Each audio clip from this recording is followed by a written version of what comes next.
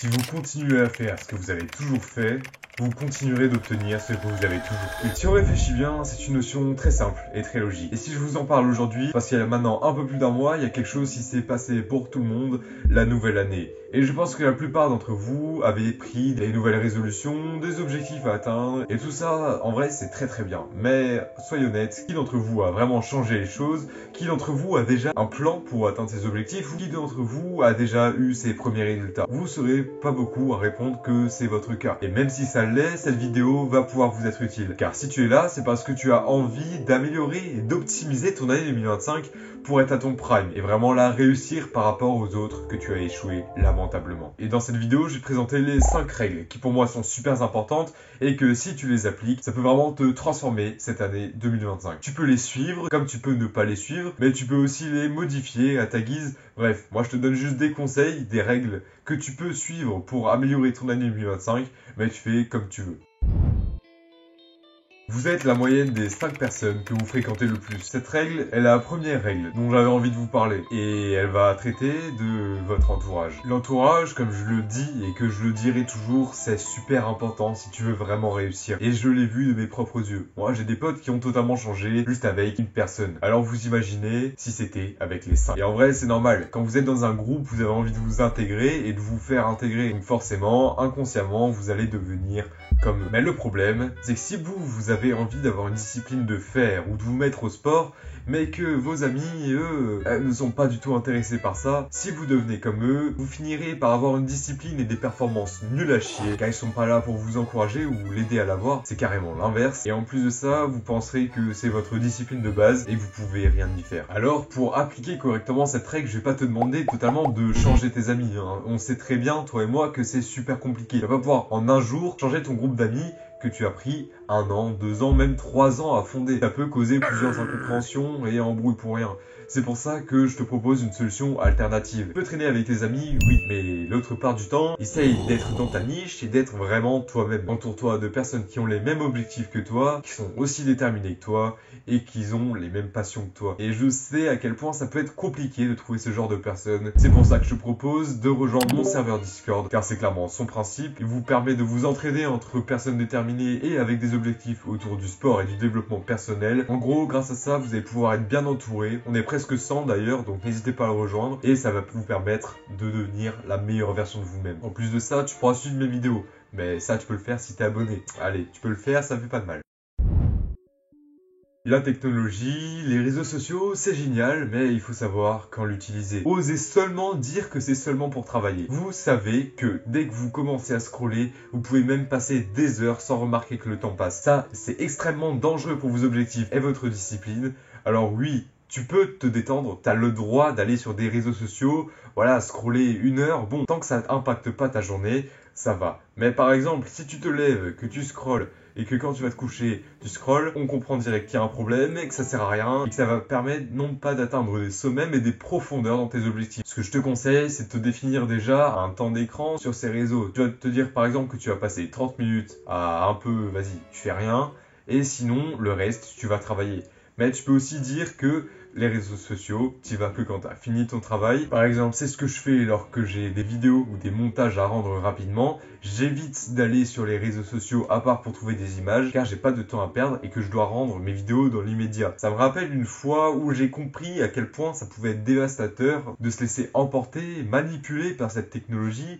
C'est quand j'étais à la muscu et que je pense que vous le faites aussi. C'est que entre les séries, tu vas sur ton téléphone, tu scrolles et au lieu de prendre 3 minutes de repos, tu te retrouves à avoir pris 6 minutes sans avoir eu l'impression de prendre du repos. Et ça c'est plutôt mauvais, je le déconseille très fort. Car tu vas passer de 1 heure de muscu à 2 heures de muscu pour rien, sans que ta qualité soit augmentée et même pire, ça va peut-être régresser. Donc vraiment un conseil, organisez-vous, ne vous dispersez pas quand vous faites des tâches, même si je vous avoue que moi aussi j'ai extrêmement de mal.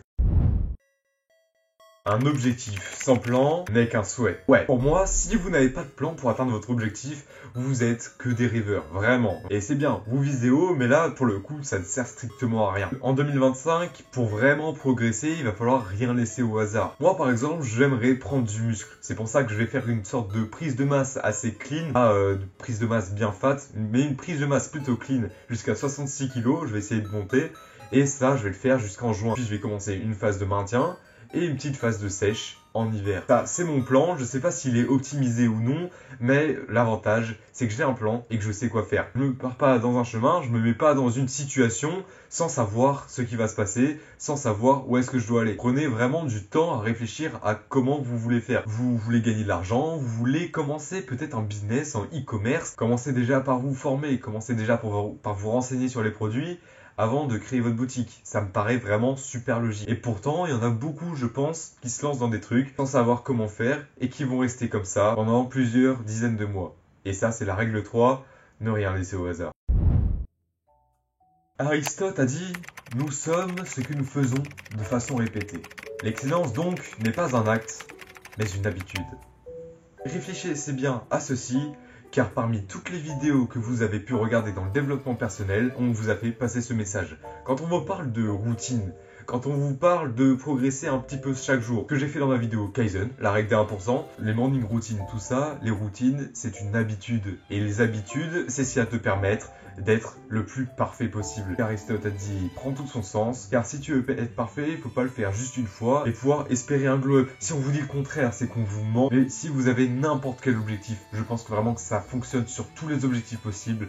Il faut voir à long terme. C'est des jours, des semaines, voire des mois, voire des années, des fois de perfectionnement pour atteindre un tel niveau.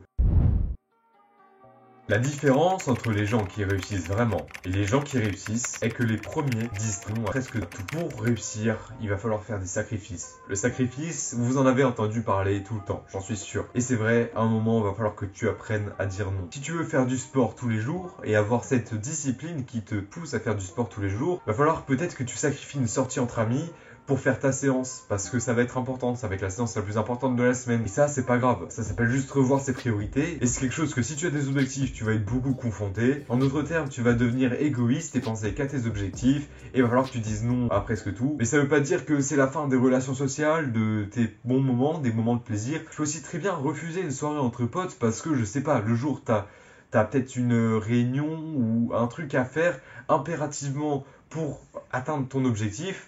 Tu vas pas sacrifier ton objectif pour des trucs que tu vas pouvoir vivre plusieurs fois et qui au final ne t'apporteront pas grand chose. Ça, c'est quelque chose de très difficile. Quand tu es habitué déjà à tout accepter, à être le premier partant pour tout ça, c'est même l'un des aspects que je trouve le plus compliqué de la discipline. Quand tu te refuses quelque chose auquel tu avais le droit avant et que tu vois que les autres l'ont accepté, mais que toi, c'est pas compatible avec ton objectif. Et forcément, quand tu vois tes potes manger de la malbouffe, des trucs bien gras, des trucs bien caloriques, mais que toi tu dois suivre ton régime à la lettre, que ça fait un mois et que t'en as marre, et forcément tu vas trouver ça dur, c'est un stade par lequel tu vas devoir passer, et si tu souffres pas maintenant, tu vas souffrir plus tard. Donc retiens bien ça, c'est peut-être l'une des règles les plus importantes de cette vidéo. C'était les 5 règles que je pouvais te donner pour optimiser ton année 2025, pour optimiser ton ascension vers ta réussite. J'espère que ça t'aura aidé. Dites-moi si vous en appliquez déjà dans votre vie quotidienne dans les commentaires, ça me ferait extrêmement plaisir. Si tu as des conseils pour que je m'améliore en contenu, que ce soit miniature, titre, concept, etc., tu peux me le dire dans les commentaires. Et sinon, n'hésite pas à t'abonner, on rush les 500 abonnés.